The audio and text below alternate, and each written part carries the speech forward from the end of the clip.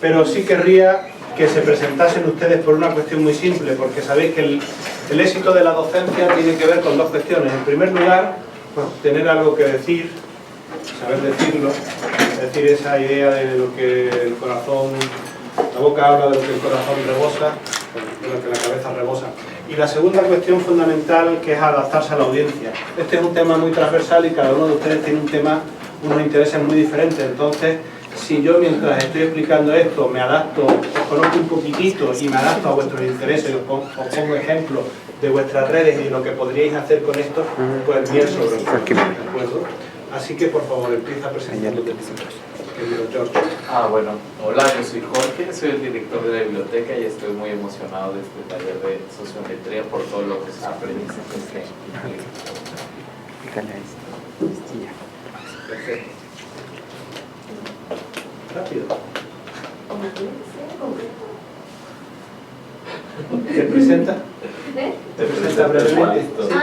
Yo Nora Cortés y trabajo en biblioteca, soy mi jefe y me encargo de todo lo que es la metodología de la biblioteca. Perfecto. Y es muy creativa. Me presento. Me llamo Nils, soy francés en Computer Engineering, estudiante de 8 semestres. No hay ningún argentino aquí, ¿no? ¿Qué tal? Buenos días, mi nombre es Alejandro Barraza, arquitecto y pedagogo, profesor de la Universidad de Civil, en arquitectura, y en especial me dedico a investigar sobre teoría de la arquitectura. ¿Qué tal? Soy Marcelo Preciado, soy un bibliotecario académico de la biblioteca. Me encantan temas como la gestión del conocimiento. Tengo una maestría en esta parte y Yo soy Andrés Sánchez, estudiante de segundo semestre de psicología aquí en la universidad. Muy bien, te va a gustar esto. Hola, muy buenos días. Mi nombre es Leticia Elizabeth Romero García. Soy profesora investigadora en la Facultad de Empresariales y estoy en los temas de turismo, Smart Cities y también con otro colega estamos en la parte de los medios sociales. Buenos días, mi nombre es Marisela Hernández, yo trabajo en la biblioteca, soy analista y también soy profesora de aquí en la universidad. Entonces voy a aprender. Buenos días, mi nombre es Jonathan Arnaya, trabajo también en la biblioteca, soy analista bibliotecario y pues me interesa este tema. ¿Qué tal? Buenos días, mi nombre es Leticia Resola, soy jefe de servicios de información de la biblioteca y me encargo de toda el área de estadísticas y datos, entonces creo que ese taller viene súper bien para mis conocimientos. Muy bien. Buenos días, yo soy Felipe Villanueva, trabajo en mi biblioteca, estoy como coordinador de recursos y sistemas de información y pues de igual manera este taller pues suena muy interesante y quisiera conocer un poco más de lo que es la sociometría. Buenos días a todos, mi nombre es Karina Orozco, yo soy psicoterapeuta, he sido docente en varias universidades, ahora actualmente tengo el cargo de la dirección de psicología. Soy Daniel Guerrero, bibliotecario académico, también profesor aquí en la universidad, en materias más de redacción, pero en su momento trabajé en las ciencias de comunicación y veíamos parte de este tema de cómo medir a los públicos, saber qué decir. Soy Marilu, soy bibliotecaria académica, con habilidades de pedagogía y psicología, y soy profesora de antropología filosófica en la universidad.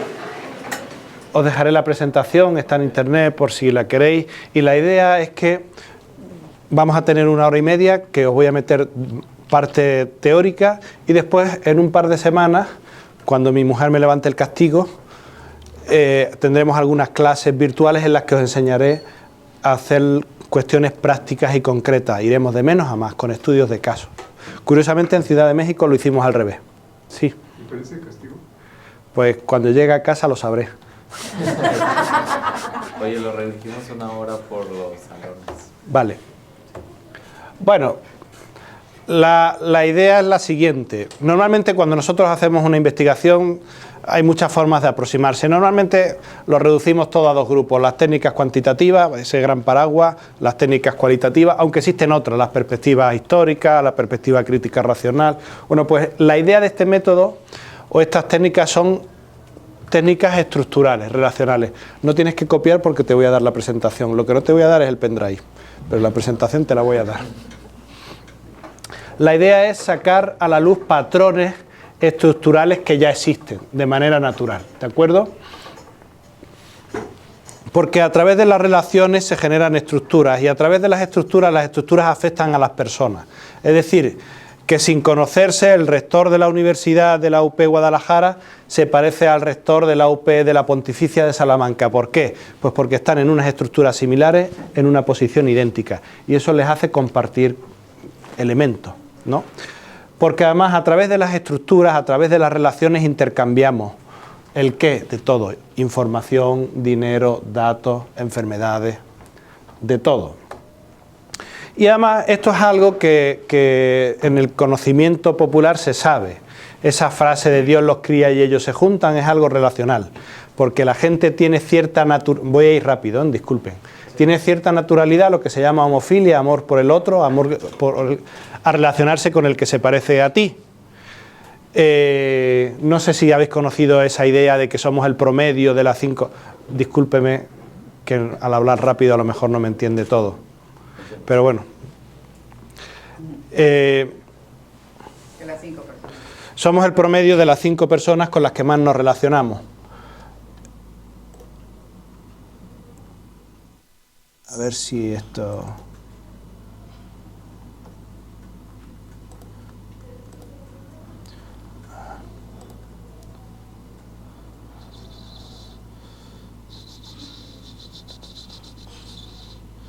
A ver si lo puedo poner con subtítulos.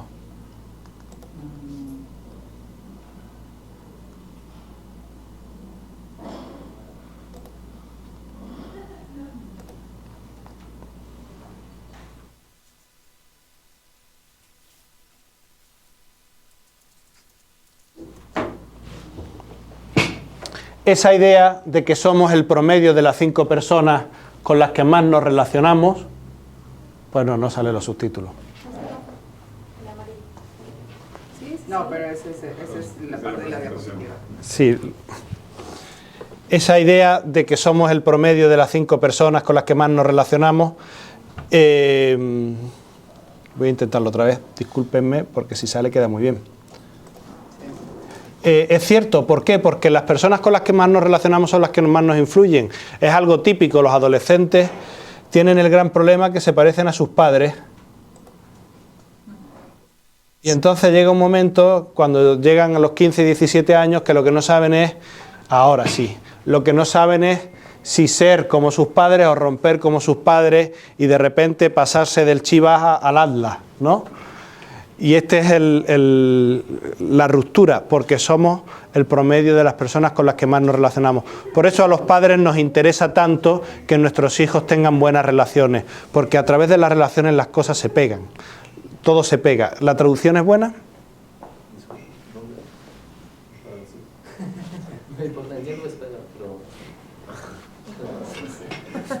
Bueno, claro, estamos a full.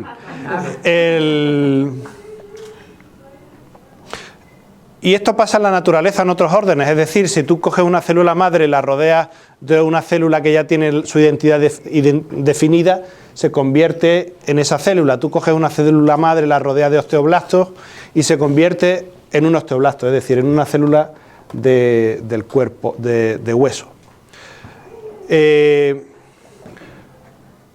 Hay incluso un teórico que se llama Robin Dunbar, no sé si os suena, los de antropología, el número de Dunbar. El número de Dunbar es que Robin Dunbar se dio cuenta que había una parte del cerebro de los monos, que era exactamente el neocórtex, que había una relación entre el neocórtex y el número de poblaciones que formaban los monos. Es decir, que cuanto mayor era el córtex, el neocórtex, pues los monos formaban grupos mayores. Y Robin Dunbar cogió diferentes monos, hizo esta correlación, que veis que es una correlación, para los que sabéis algo de estadística, que está bien, está casi por encima, está por encima de 0,8, 0,9. Tú no sabes 0,8, 0,9, eso no te lo... Un día te enseño. Pero que viene a decir que es casi lo mismo, que tiene una relación fuerte. Y entonces calculó, dice, oye, y con el tamaño promedio del neocórtex del ser humano, ¿qué capacidad social tenemos? Y él dijo, oye, pues tenemos una capacidad social de 148, redondeando a 150. O dicho de otra manera, nosotros somos capaces de relacionarnos con 150 personas, más o menos, tenemos ese control social, reticular, y a partir de 150 personas necesitamos herramientas, necesitamos una agenda, necesitamos políticos, necesitamos normas. Y el tipo se dedicó a estudiar a lo largo de la historia los asentamientos humanos y se dio cuenta que los asentamientos humanos en la prehistoria, incluso ahora en el Amazonas, están en torno a 150 personas. Y unidades militares en torno a 150 personas, que era la capacidad que tú tienes para asociarte y relacionarte con todo el mundo y por una cuestión de supervivencia. ¿Quién de ustedes sois de pueblo? De pueblo. De pueblo. O sea, San Luis Potosí no es un pueblo. Para muchas cosas sí, pero no. Población de 10.000 habitantes. Poblaciones pequeñas. no todos somos de grandes ciudades aquí. Usted es de pueblo. En los pueblos se conoce a todo el mundo, pero con una profundidad tremenda. Y mis abuelos eran de pueblo, y entonces pasaba, y dice, oye, ha pasado esto, y te dice, sí, es que un tío abuelo suyo, en los años 20, un día pasó tal, se fue al campo y se pegó un tiro. Se conocen todos, y cuando te ibas a echar novio, novia y tal, te decía, uy, cuidado con esa familia. Había un conocimiento social y genético de que estas familias son así, y tienen un tío tal. Y ese conocimiento social y genético social es importantísimo para la supervivencia. Lo que pasa es que ahora vivimos en una ciudad en la que no sabemos ni quién es el vecino de al lado. A lo mejor vivimos con un psicópata y no lo sabemos, y estamos tan tranquilos. En cambio, en un pueblo, todo el mundo sabe quién vive en esa calle, la historia de tal, y las mujeres, esto está feo decirlo, en la experiencia de mi familia, yo recuerdo cuando se reunían mi madre con su madre, con las primas, tal, por las tardes, que aquello era la KGB, se contaban todo lo que había pasado en el pueblo, tal, a Pepita le ha pasado esto, tal, tal, tal, y era información relacional que tenía que ver con la supervivencia, y más cosas, y el puro goce, y el disfrute de la vida del otro, ¿no? Eso se ha perdido, pero eso es una cuestión social importante. Bueno, el análisis de redes sociales es una técnica que se puede aplicar a diferentes niveles. A nivel micro, podemos estudiar 5 o 10 individuos y entonces, como todo lo micro, lo usamos de manera cualitativa, antropológica, y a nivel macro podemos estudiar millones de relaciones, ¿de acuerdo? Depende de la estructura. Normalmente yo os tengo que decir que yo estudio el análisis de redes sociales a nivel meso, en revistas, grupos, personas que trabajan en una empresa y demás. El análisis de redes sociales además nos permite, hemos dicho que Robin Dunbar decía que la cabeza nos daba como para ver 150 relaciones y más allá de ello. Bueno, pues el análisis de redes sociales, estas técnicas nos permiten hacer análisis en conjunto grandes, más allá del límite que nos imponen nuestras capacidades, ¿vale? Con lo cual te viene muy bien. Es una técnica que se nutre principalmente de la matemática y bueno, matemática dentro de la matemática de la teoría de grafos, de la estadística, del álgebra matricial. También se nutre de la psicología social, de la antropología, de la sociología y se aplica muchísimo, muchísimo a la economía, a la criminología, a la informática, a la epidemiología, a la psicología social, a la antropología, a la sociología y es muy, muy aplicada. Por ejemplo, aquí tenemos un ejemplo muy tonto. Esto es la criminología, esto es falso porque es una película, pero aquí podríamos ver la red social de una familia de la mafia, ¿no? Estructurada y demás. Mira, aquí podemos ver una red social de un análisis de la Biblia, donde lo que vemos es, cada círculo es un nodo, es un personaje, el tamaño es el número de veces que aparece en los evangelios, y las relaciones tienen que ver con que aparecen en el mismo versículo, ¿de acuerdo? Con lo cual, de manera central ya estamos viendo quiénes son los personajes principales, con quién se relacionan, cómo se agrupan, el tamaño, la importancia que tiene y demás, ¿verdad? Fíjense cómo vemos que en el Nuevo Testamento son Jesús y después de Jesús, Pedro y Pablo. Curioso, ¿eh? Y eso que Pablo no sale en los evangelios, sale en los hechos, sí. Este patrón de interrelación se relaciona con las interacciones entre las neuronas. Las neuronas son redes reticulares. De hecho, hay una cosa fundamental. Las relaciones crean... Nosotros memorizamos, hay dos formas de memorizar, a las bravas, como los verbos irregulares, a las bravas, o generando relaciones. Cuando tú generas relaciones, memorizas mejor.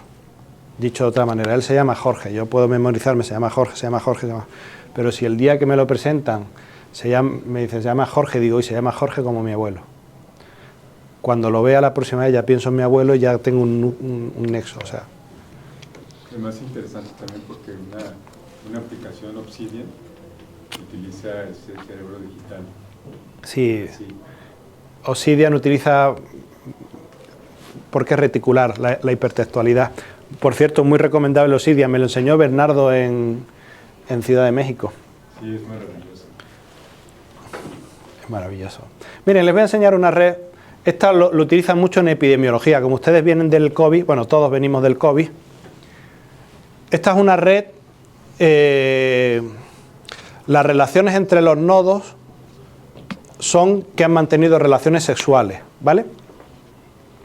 Y entonces los nodos nos podemos encontrar, obviamente están anonimizados, nos podemos encontrar tres cosas. La primera, la G. Si el nodo tiene una G significa que tiene gonorrea. Si el nodo tiene una T, significa que tiene clamidia la persona. Y si tiene una G y una T, pues que tiene el paquete completo. Si no tiene nada, es que no tiene ninguna enfermedad. Esto es súper importante estratégicamente para cuestiones sanitarias, ¿vale? Y de aquí podemos sacar mucha información. Por ejemplo, la importancia de la fidelidad en la pareja. Por ejemplo, se corta la red. Se corta, la enfermedad no se transmite y tal. ¿A qué se dedica esta persona? A lo mejor no. A estudiar no. A lo mejor no se dedica a eso, pero sí efectivamente él dedica mucho tiempo a mantener relaciones sexuales, muy probablemente por dinero. Muy probablemente por dinero, o sea, probablemente. Claro, entonces cuando tú entiendes que cuando la Organización Mundial de la Salud en África, con sus fondos limitados, va a hacer campañas, ¿quiénes son sus grupos principales? Pues las prostitutas y los prostitutos, pues porque son los principales divulgadores de las enfermedades, ¿vale? Obviamente aquí hay otros que tal, pero invirtiendo en esta gente, pues saben que cortas la red y tienes capacidad de tal, ¿no? Y más cuestiones. Aquí en esta red se pueden sacar muchas cuestiones, pero para que vean como una información que en principio lo único que es rellenar un formulario y acompañarlo con datos médicos, una vez que lo visualizamos nos da una información estructural que es muy útil para tomar decisiones muy importantes. Igual que con el COVID. ¿Os acordáis con el COVID que salían aplicaciones que te decía, oye, has estado cerca de una persona con COVID, que a su vez estuvo cerca de una persona con COVID y tal? Importantísimo, ¿vale? Las redes sociales surgieron en los años 30 del siglo pasado, pero claro, como hace poco, para mí todo hace poco, pero ya no hace tanto. Hace poco que salieron redes como Facebook, como Twitter, como Twenty, que esa ni la conocieron ustedes, pues ya existen redes sociales virtuales y también podemos verlas y visualizarlo. Esto es un Facebook. Que por cierto, las redes sociales virtuales utilizan la dinámica y las teorías de redes sociales virtuales. Hay un americano, un sociólogo, que se llama Mark Granovetter, que dice que... Granovetter dice una cosa muy interesante. Dice que si hay una relación muy fuerte entre tú y otra persona, por ejemplo, entre mi esposa y yo, y a su vez hay una relación muy fuerte entre mi esposa y otra persona, llámese mi suegra, aunque aparentemente no hay relación entre mi suegra y yo, hay una relación inherente. Y eso lo hacen las redes sociales. ¿Cómo se llama el autor? Granovetter. Mark Granovetter. Y es verdad, no os pasa en Facebook que te dice, tú y este os conocéis, tenéis 50 amigos en común, ¿por qué no le das amistad? Y dices, coño, porque me cae mal. Y a él le pasa lo mismo, pero la red social sabe perfectamente que sois conocidos. ¿O no? Eso es teoría de redes que utilizan las redes sociales. Bueno, esta fue mi tesis doctoral. En mi tesis doctoral yo en la primera me dediqué a una cosa muy simple. Yo quería saber, dentro del mundo de los académicos de comunicación audiovisual en España, quiénes eran amigos y quiénes no. Y cómo hacían grupitos, porque eso pasa. Entonces hice una cosa muy rara. Cogí todas las tesis doctorales, me vacié los tribunales, cientos de tribunales, y entonces yo entendía que si dos profesores habían estado en un tribunal, habían compartido un tribunal, se conocían como mínimo, porque físicamente habían estado en un tribunal. Probablemente hablarían del mismo tema. Pero si yo tenía, después de descargarme todos esos datos, tenía gente que habían estado en 10 tribunales y en 15 tribunales habían coincidido, ya no era que se conocían, eran amiguetes. Constantemente se veían, porque ya sabes que después de las tesis te vas a comer y tal, ¿no? Y efectivamente salió clavado. Es decir, lo que veis aquí son los grupos de amiguitos de comunicación audiovisual en España. Que mis amigos, por cierto,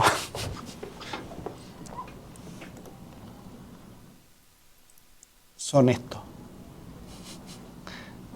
Los conozco, ya algunos se han jubilado. Son este y tal, ¿no? Pero esos son los grupos de amigos que forman.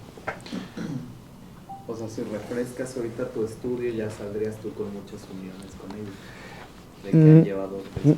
No, porque yo no salgo en tesis de comunicación audiovisual. A mí me llaman a tesis de documentación, curiosamente.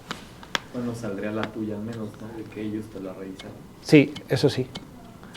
Pero salen y salen. ¿Y sabéis lo más curioso? ¿Sabéis quién eran las dos personas que más salían?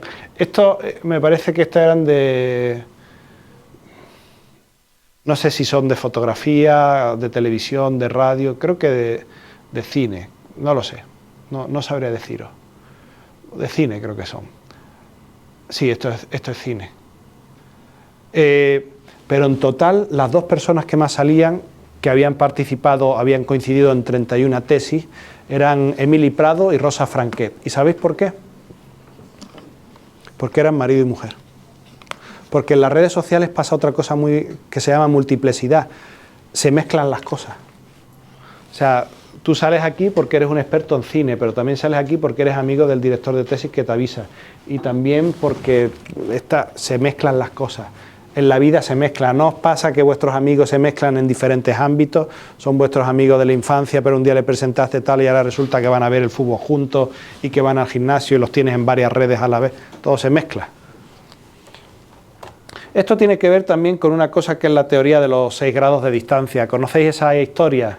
Eso de que entre nosotros y cualquier otra persona del mundo hay 6 grados de separación.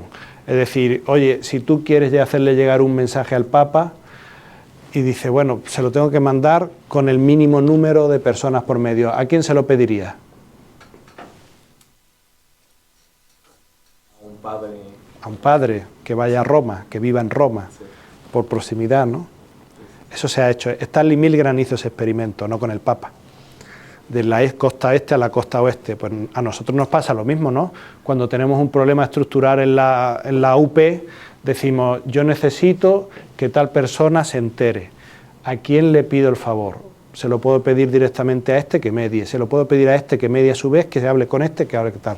Tú piensas estructuralmente cómo hacer el recorrido para llegar, ¿no? El pensamiento estructural existe siempre. Lo que pasa es que hay caminos mejores que otros, porque tú le dices, yo se lo puedo pedir a Jorge, pero Jorge me lo va a cobrar. Entonces se lo voy a pedir a otro que no me lo va a cobrar, o que ya se lo debo, o que me lo debe, y cosas así, ¿no? LinkedIn se basa en este tipo de redes. La red LinkedIn se basa en esto, ¿no? Todas las redes sociales son o sea, LinkedIn, Facebook, Twitter, son redes sociales virtuales, pero el fondo es este, ¿vale? Bueno, ¿sabéis cómo surgió esto? Esto surgió en los años 30 en una especie de residencia de niñas, que durante la primera semana, sabéis que de curso, de repente se fueron 14 niñas, una barbaridad, sí, 14, a ver si son 15 y me he equivocado. 14 niñas y es raro. La primera semana en la residencia siempre se va una niña, dos niñas, o un niño, dos niños, pues porque echan de menos a sus padres, porque no están a gusto, porque se pelean, pero 14 niñas era una cosa rarísima. Y entonces un psicólogo americano, Jacob Moreno, y su ayudante, Jacob tenía la teoría de que las niñas se habían viralizado, de alguna manera, y eran niñas que vivían en 4 torres diferentes, no vivían en el mismo edificio, en torres diferentes. Entonces decían, no puede ser, porque viven en torres diferentes, ¿cómo puede ser? Y el tipo, los círculos son las torres, el tipo hizo el estudio y descubrió que efectivamente se habían viralizado mensajes negativos, entre ellas una llegó a otra, una tal, de tal manera que la negatividad del mensaje, la toxicidad del mensaje les influyó hasta el punto de que la primera semana se fueron 14 a sus casas, pues imagínense económicamente con el problema que sucede eso. No pasa aquí en la UP que de repente hay algo negativo y se viraliza y de repente tenemos un problema que va a más y que se queda en un aula y que al final es mentira a veces. O es una sobredimensión de que un alumno o una alumna tal. Ese tipo de cosas hay que atajarlas, hay que visualizarlas y hay que saber quiénes son los que están dando los mensajes y cortarlos. Y obviamente si es cierto, pues atacar el fin, ¿no? Pero la viralización de la información tiene mucho que ver con el análisis de redes sociales, ¿vale?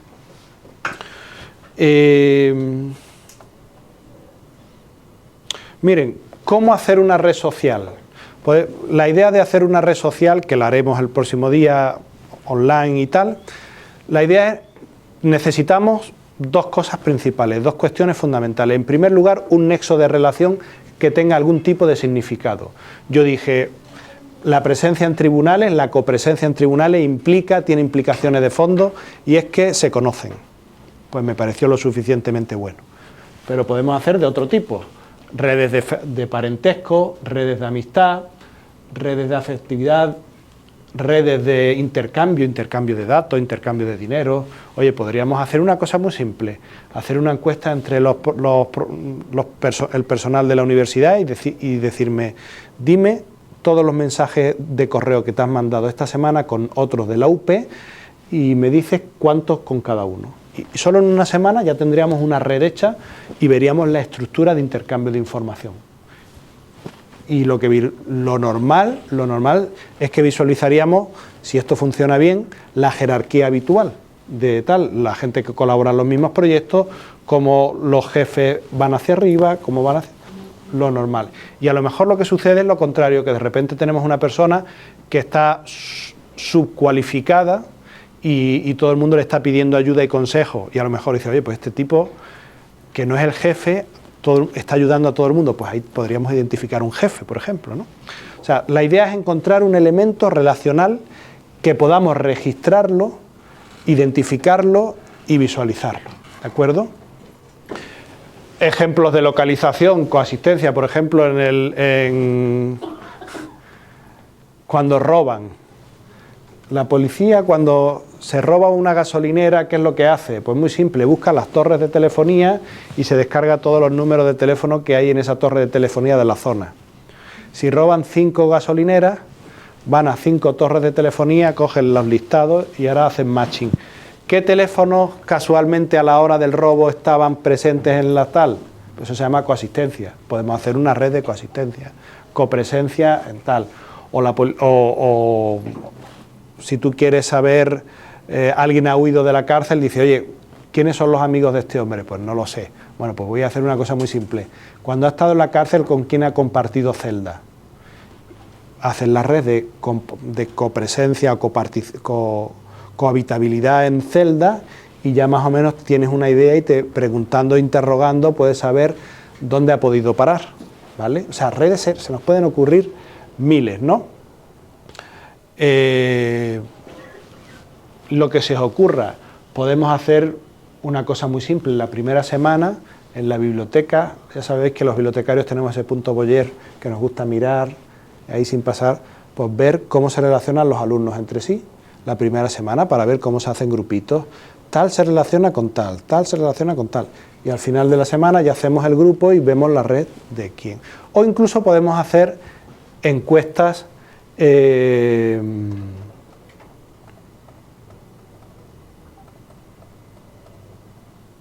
podemos hacer falsas encuestas, ¿vale? Esta es una falsa encuesta. Jacob Moreno le preguntó a las niñas de la residencia, ¿sabéis cuál es la diferencia entre una pregunta directa y una pregunta indirecta?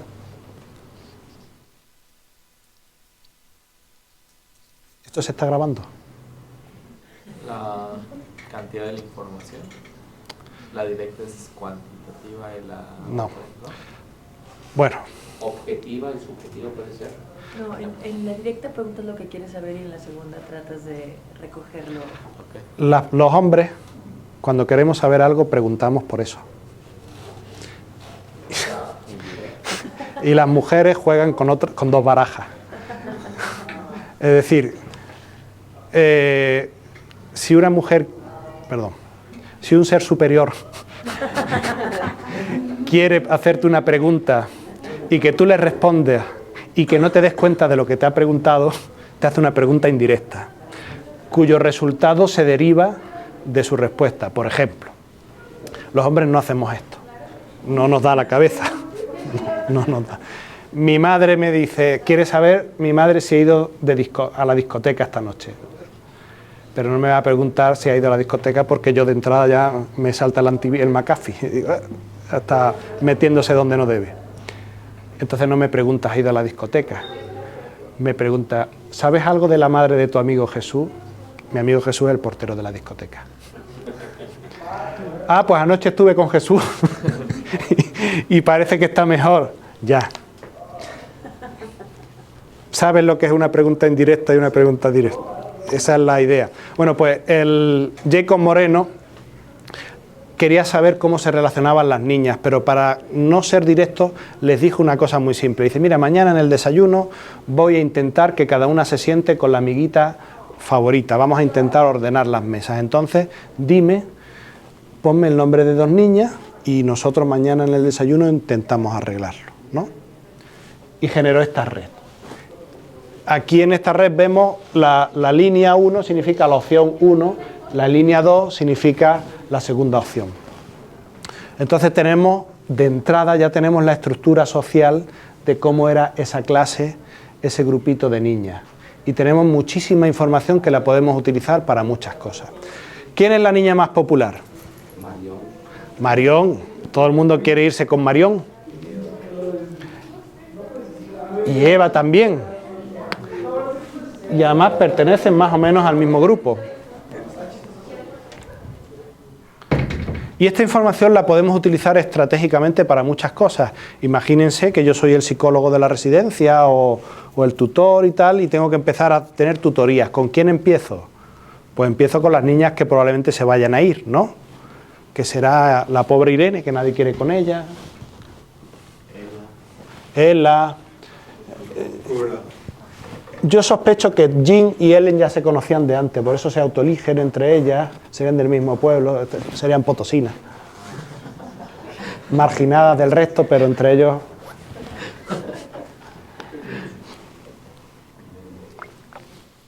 Es una información que bien utilizada puede ser útil. Ah, no, o sea, es lo que ves, por ejemplo, Hilda, Betty, Hazel, como que al final sí es una amistad sincera porque Hilda no es la popular, sino que ellas tres son amigas recíprocas. Sí, vas viendo. Bien, pero esto lo podemos utilizar para otras cosas. Imagínense que yo me dedico al mundo de la noche y tengo que contratar a dos niñas para que me vendan entradas de discoteca en la residencia. ¿A qué dos niñas contrato? No. No, Marion y Eva no me sirven. Puedo optimizar eso. ¿Por qué? Porque Marion y Eva tienen el mismo grupo de niñas en común. Las entradas que va a vender Marion son casi las mismas que va a vender Eva. Yo necesito complementar. Marion y Edna me vendría mejor. Porque con Marion tengo ese grupito y con Edna tengo ese otro grupito. Cuando estratégicamente para que vean lo bonito que son las redes sociales. Cuando estratégicamente yo necesito los grupos y vivimos en estados democráticos y en sociedades democráticas que necesitan grupos, mayoría, las redes sociales nos ayudan para... Si yo, por ejemplo, quiero presentarme a la alcaldía dentro de un partido político, necesito que dentro de ese partido político me apoye el mayor número de personas. Y obviamente no puedo poner a todos mis amiguitos en el equipo, porque me quedo solo. Yo necesito tener una mayoría. Entonces voy cogiendo de cada grupito a alguien representativo para tal. Fíjense cómo la mente estructural nos permite, el conocimiento estructural nos permite tomar decisiones estratégicas. Y más cosas. Y más cosas. Vamos a volver atrás. Bien, las redes sociales se representan... ¿Sí? Perdón. Entonces, ¿cómo se relaciona esto del juego de roles de Moreno, de Jacob Moreno, con esto, con las redes sociales? Porque se me hace muy interesante, por ejemplo, la teoría de juegos y los roles sociales aplicados con esto. Claro, la teoría de juegos, esto de 4 amigas para 4 amigos. Bueno, en concreto, juego de roles de Jacob Moreno, que me llama mucho la atención. Sociodramas y estas cosas.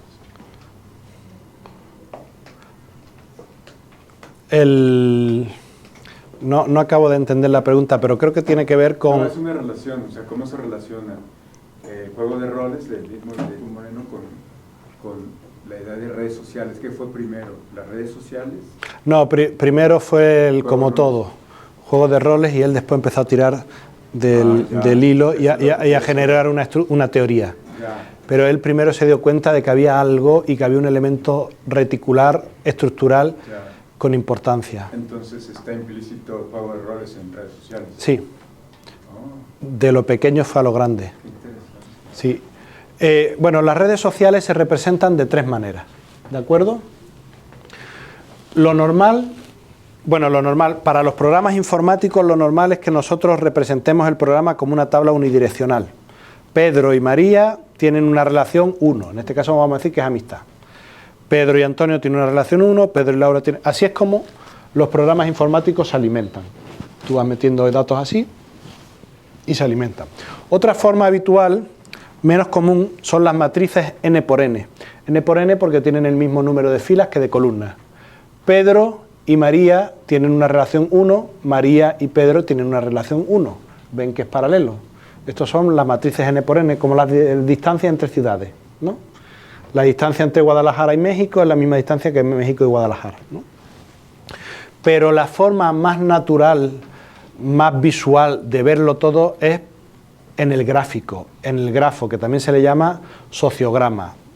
Grafo o sociograma, que es donde nos permite ver toda esa información, y aquí lo veis y nos lo permite. Que sepáis que estos 3 datos, estas 2 tablas y esta figura representan la misma información.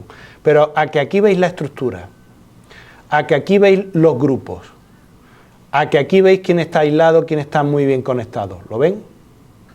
Porque la metáfora, una buena metáfora visual siempre nos ayuda mucho. El problema de los sociogramas es que tienen un límite. Es decir, por ejemplo, en un folio, en un tamaño A4, una red de más de 100 personas no se ve. Necesita un tamaño A3, A2 y tal. O sea, que tiene un límite. Y si estamos hablando de millones de personas, millones de redes, no podemos generar un sociograma porque la vida no nos da. Entonces, los gráficos funcionan muy bien para análisis meso y micro, pero para análisis macro, no. Miren, qué bonito el sociograma. Ahora, los dibujitos, las pelotitas de antes, los circulitos los hemos cambiado por muñequitos. Eso lo podemos hacer. No es lo normal es que sea un circulito, pero bueno, lo podemos hacer, ¿vale? Cada circulito se llama actor, nodo o vértice. Lo podemos llamar de las 3 maneras. Actor, nodo o vértice. Las líneas son las relaciones que existen, las que nosotros establezcamos. Aquí lo que tenemos es una red que tiene dos grupos. Un grupo grande, que son todos estos, un grupo pequeñito, que son estos tres que están conectados entre sí, y después tenemos un nodo aislado que está vacío, que está solo, no tiene tal. Una red, dos grupos grandes, un nodo aislado y 19 conexiones entre sí. ¿De acuerdo? Y en las conexiones veremos que hay conexiones más importantes que otras. Esta conexión es especialmente importante, por eso la he pintado de verde. ¿Por qué? Porque si esta conexión se cerrase, este grupo se dividiría en dos. Esta es la típica amistad entre dos personas que hace que los grupos cohesionen. Ya sabéis que en política hay mucho político que una vez que termina lo contratan las empresas. ¿Por qué? Porque es el que le conecta con otro. ¿Qué tal? Esto es como cuando tú le pides un favor a Jorge, le dices, oye, Jorge, necesito hablar con Abraham Mendoza para que me ayude con tal. Sí, no te preocupes. Dime qué necesitas, ¿no? Dame el teléfono de Mendoza. No, no te voy a dar el teléfono de Mendoza. Con Abraham hablo yo. Porque si te doy el teléfono, ya me quitas de la ecuación y entonces ya no puedo jugar ese papel intermediador. Digo, Jorge, por meterme con él, que le tengo confianza. Y porque sabéis que es verdad. Te mando un mensaje. ¿Quieres que le mande? No deja pasar. Abraham me ha dicho que no puedo, perdona. Hay gente que vive de eso, de tener conexiones puentes. Eso es un trabajo. Esas relaciones son fuertes y son muy importantes. Y a veces son motivos para no echar a alguien de la empresa. No podemos echar a este de la empresa porque es el único que nos da acceso al alcalde de Guadalajara. Y no lo podemos echar. ¿Lo saben? Dentro de la gestión del conocimiento en las empresas es uno de los elementos que se tienen que identificar. Las personas con los que tienen los contactos, los conectes con el gobierno, con ciertas cosas. Digamos, una empresa que se dedica a construir, el que tiene el conecte con los permisos del ayuntamiento, pues ese es clave, pues no lo puedes correr. Oye, como que no trabaja muy bien, no me importa, o sea, sí, si no corro me quedo sin permiso. Y peor aún, son gente arisca, son gente que no quieres que le pongan ayudantes para que no les quiten las agendas ni se las comparta, porque sabe que su know-how son sus contactos, es su posicionamiento. Claro, y entonces un jefe lo que quiere es que los procesos sean circulares, es decir, que si te falla este, haya otro camino. Eso es importante. En una empresa nadie puede ser irreemplazable. Y esta gente juegan a ser irreemplazables. ¿Cómo sería el rol de un espía? El rol de un espía. Pero no se sabe. Ese es el aceptante, pero no se sabe. Estarían todos. Bueno, el rol del espía, lo primero sería hacerse con el conjunto. Bueno, después vemos otra cosa muy interesante, lo que se llaman grupitos interconectados. Los grupos interconectados los llamamos cliques. Clique es un grupo donde mínimo 3 personas se dan relaciones entre los tres. ¿Lo veis? Estos tres, este es Eric, este es Humberto y este es Jorge, pues hay una relación entre los tres se relacionan entre sí. Puede ser de 4 personas, pues aquí tienes un clique 4 personas que los 4 se relacionan entre sí porque hemos metido a Felipe, el último potosino.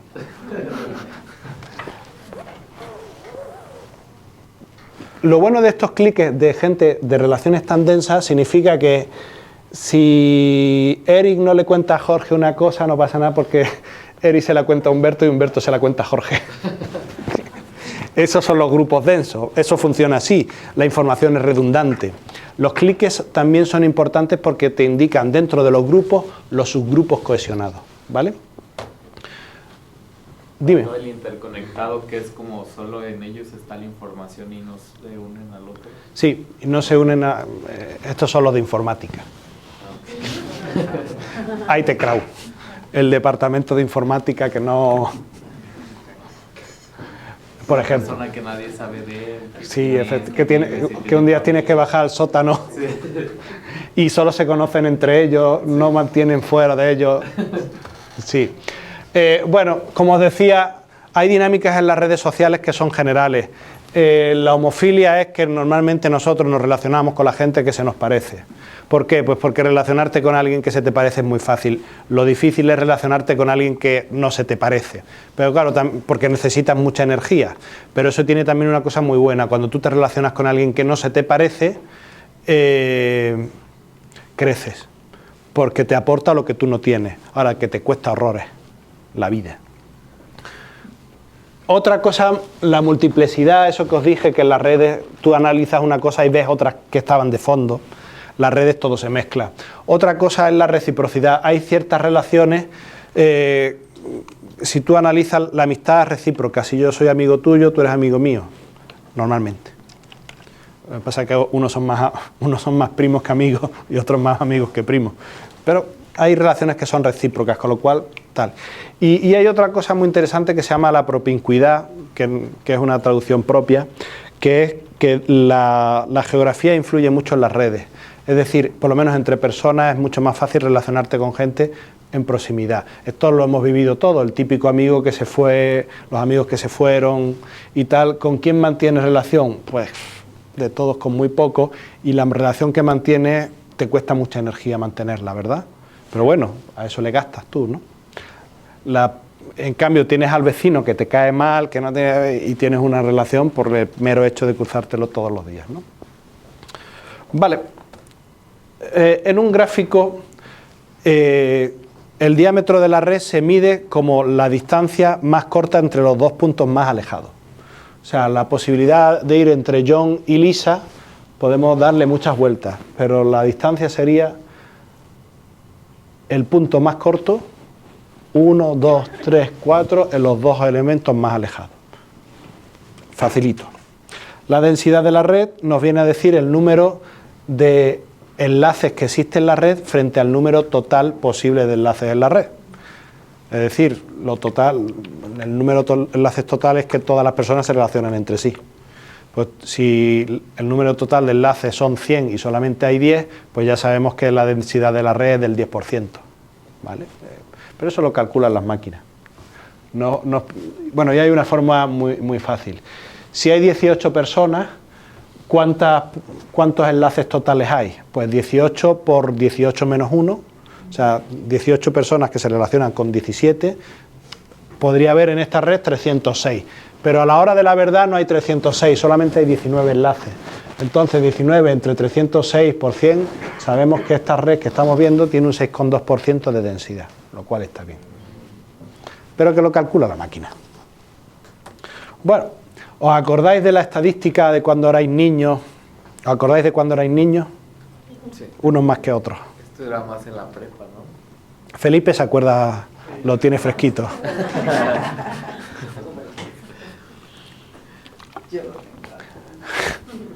¿Os acordáis que en estadísticas hablaban de la moda, la media, la mediana? Facilito. Bueno, pues en análisis de redes sociales existen cosas parecidas, que se llama el grado, la cercanía, el clóner, la intermediación. Muy fácil. ¿Qué es el grado? Pues el grado en la red es el número de contactos directos que tú tienes. O dicho de otra manera, el grado es el capital social que tú tienes, el número de gente que tienes en la agenda, con las que puedes conectar en un momento dado. Los periodistas tienen muchos grados. Eso es el grado. Fácil, ¿verdad? Lo podemos complicar, pero es así. O sea, lo podemos complicar porque podemos ver la red, podemos decir tienes un grado de 100, pero en la red hay 1000 personas, con lo cual tienes un 10%. El grado, número de contactos directos que tienes. Bien, algo más difícil. La intermediación. La intermediación es, dentro de la estructura de la red, la capacidad que tienes para estar en medio de las relaciones de los demás. Por ejemplo, Liz intermedia obligatoriamente entre todas las relaciones de Allen con el resto del grupo y todas las relaciones de Lisa con el resto del grupo. Y al revés, intermedia entre las relaciones de este grupo con Allen y con Lisa. Con lo cual, Liz podremos decir que es un puente. Es esa persona que decíamos antes que tiene un valor especial, ¿vale? No os preocupéis que eso lo calcula la máquina. Y entonces tú puedes ver el valor de intermediación de cada uno de las cuestiones, ¿de acuerdo? La cercanía, este es un concepto más difícil. La cercanía es la capacidad que tú tienes dentro, la posición que tienes dentro de una estructura para moverte fácil. Os voy a enseñar algo y lo voy a entender rapidito.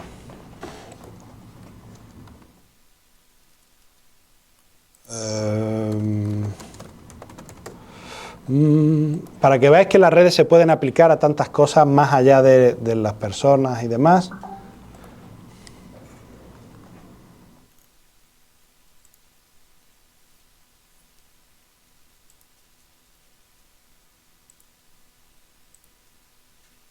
No os imagináis lo que os voy a enseñar.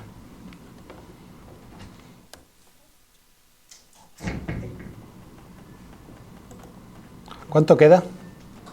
No, 11 puntos. Terminó. No, No os preocupéis que tenemos... Sí. Bien, este es el metro de Madrid. ¿Vale? Sí. Esto es una... Ah, no, esto no es el metro de Madrid.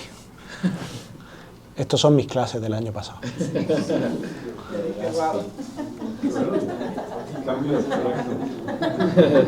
Yo dije, ya está digerido en redes y resultados. Esto es el metro de Madrid. ¿Cuál podríamos decir que es la parada con más grado, la que más conecta? Verde es línea, parada, estación. 6, yo creo. No, pues hay 5 o 6, pero no. Sol. ¿Cómo se llama? Sol. Sol está muy bien porque con Sol Amarillo, rojo. tienes a Tirso de Molina, a una estación, tienes a Gran Vía a otra, tienes a Sevilla a otra, tienes a Callao a otra, tienes a Ópera a otra y tienes a Lavapiés a otra. Si tuvieseis que comprar un piso en Madrid, ¿dónde pensáis que es más caro el metro? Sol. A mí me gusta mucho Cuatro Caminos. Si alguna vez os da por ahí, es una zona que está por ahí por el norte. Vale, pues podríamos decir que Sol tiene mucho grado y después también tiene mucha intermediación porque intermedia con varias líneas. ¿Qué es la cercanía?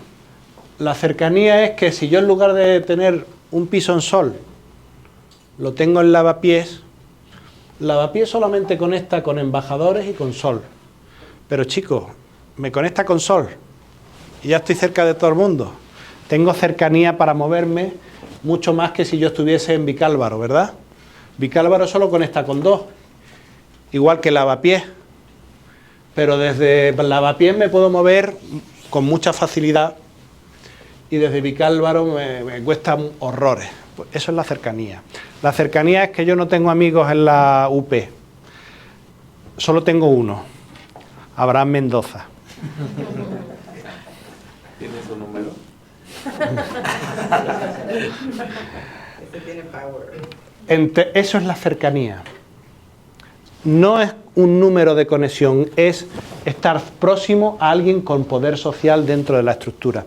Lo que hacemos es que, ya por respeto a ustedes, que llegan puntuales y demás, seguimos el próximo día, os explico más de teoría y empezamos de manera virtual y os explico cómo hacer redes para vuestro trabajo, sea cual sea.